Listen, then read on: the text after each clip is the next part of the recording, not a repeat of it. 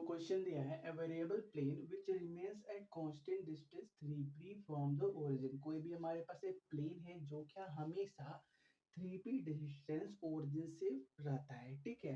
और क्या विच cuts coordinate axis eight ABC, जो क्या कोऑर्डिनेट एक्सिस मतलब क्या एक्स वाई जेड एक्सिस को एबीसी पॉइंट पे कट करता है। इसको बोलते हैं एक्स एक्सिस, ये वाई एक्सिस और ये जेड एक्सिस, ठीक है। तो देखो वो जो प्लेन है वो क्या एक्स एक्सिस को ए पॉइंट पे कट कर रहा है, वाई एक्सिस को किसी बी पॉइंट पे और जेड एक्सिस को किसी सी पॉइंट पे कट कर रहा है। अगर हम क्या करें इन सबको मिला दें तो हमको क्या एक ट्रायंगल बनता हुआ दिखेगा, ठीक है। तो ये जो हमको ट्रायंगल मिला है ये क्या कर रहा है, हमेशा इस तरह से मूव कर रहा है जिससे इस ट्रायंगल और ओरिजिन के बीच का डिस्टेंस हमेशा क्या है 3p के बराबर है, ठीक है।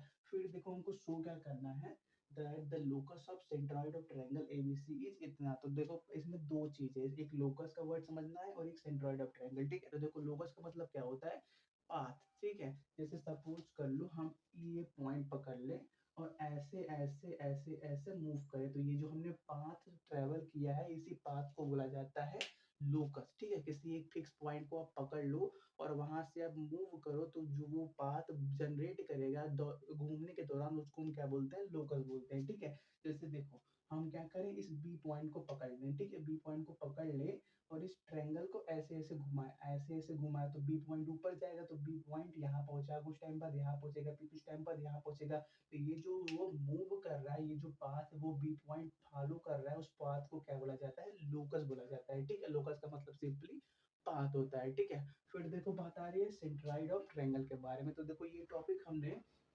सेंट्रॉइड ऑफ ट्रायंगल कोऑर्डिनेट वाला जो चैप्टर था उसके अंदर पढ़ रखा है, ठीक है। तो थोड़ा सा उसको भी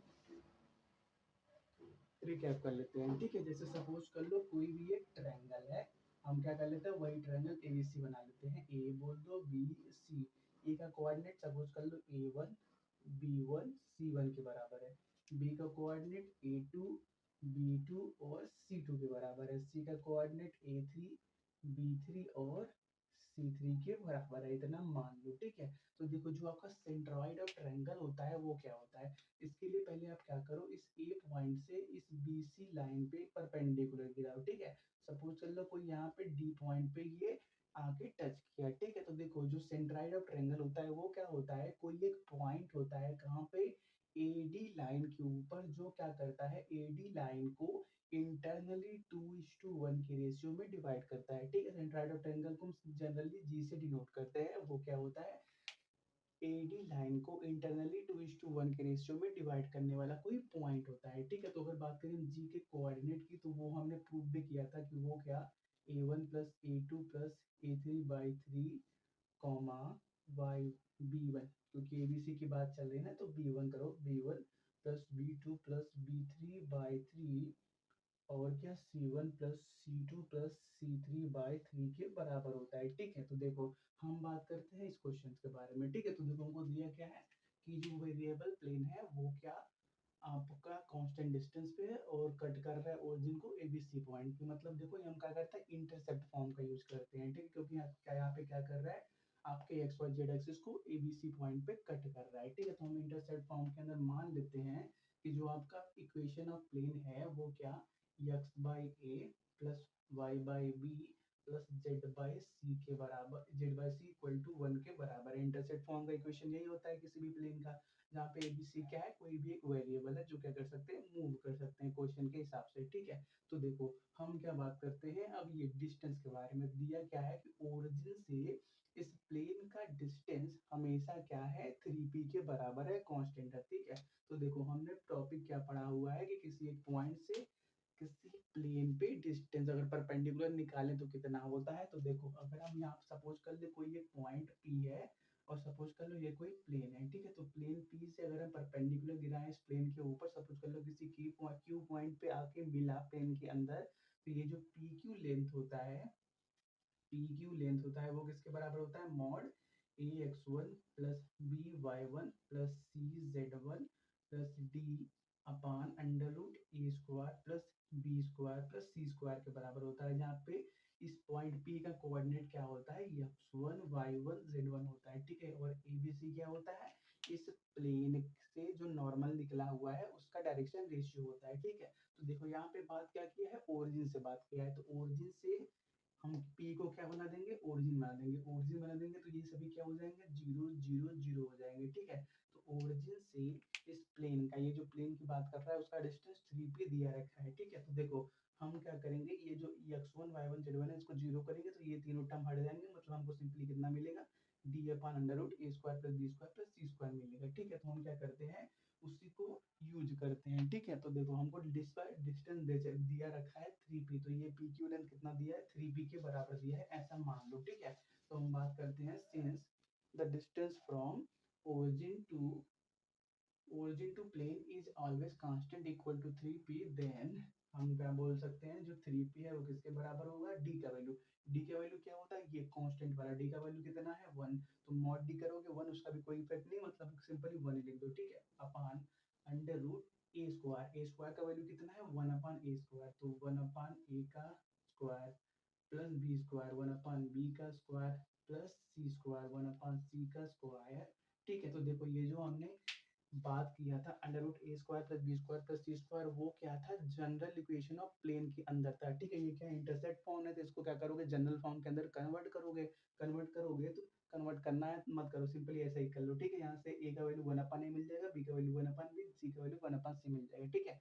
कन्वर्ट करोगे फिर भी वही यही आने वाला है। तो अब क्या करते हैं, दोनों साइड स्क्वायर करते हैं।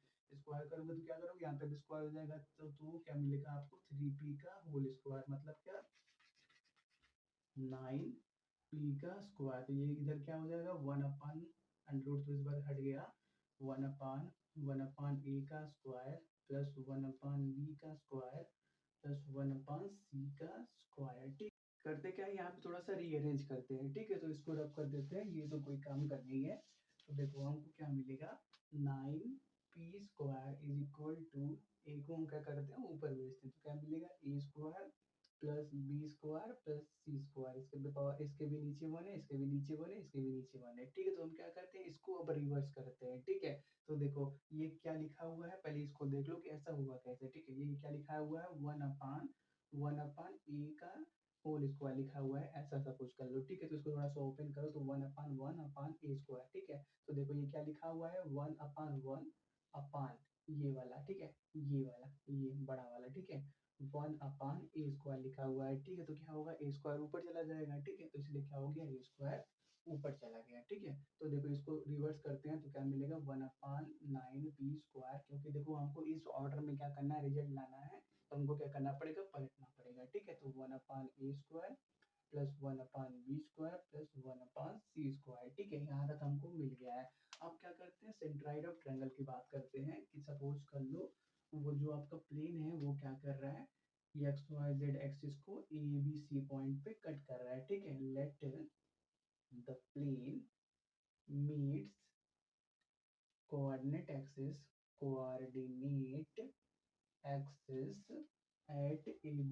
एट ए बी सी, ठीक है। तो देखो जो आपका ए पॉइंट था वो क्या था, ये एक्स एक्सिस के ऊपर, एक्स एक्सिस पे हमने क्या माना था, ये एक्स एक्सिस पे हमने जो डिस्टेंस है वो a1 a2 a3 ऐसा माना था, ठीक है। तो देखो हम क्या बात, सॉरी सॉरी, ये एक्स एक्सिस पे जो डिस्टेंस है उसको हमने ए के फॉर्म में माना था, ठीक है। ये जो हम ऐसे बनाए थे ये ट्रायंगल, इसके अंदर ये जो हम एक्स एक्सिस के ऊपर ट्रेवल कर रहे थे, ये वाला डिस्टेंस हमने ए के बराबर माना था, वाई वाले पे ऊपर बी के बराबर माना था, जेड वाले के ऊपर सी के बराबर माना था। डिस्टेंस की हम क्या मेजर करेंगे यार, ठीक है।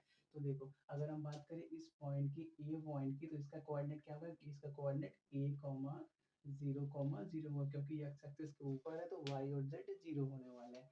बी पॉइंट की बात करें तो बी पॉइंट क्या है, वाई एक्सिस के ऊपर, वाई एक्सिस पे क्या होगा, एक्स और जेड क्या होगा, 0 होगा। और क्या बी एक्सिस पे मान लेते हैं ये कोई स्मॉल बी लेंथ का है, ठीक है, small B, zero B small, 0 b 0, ठीक है।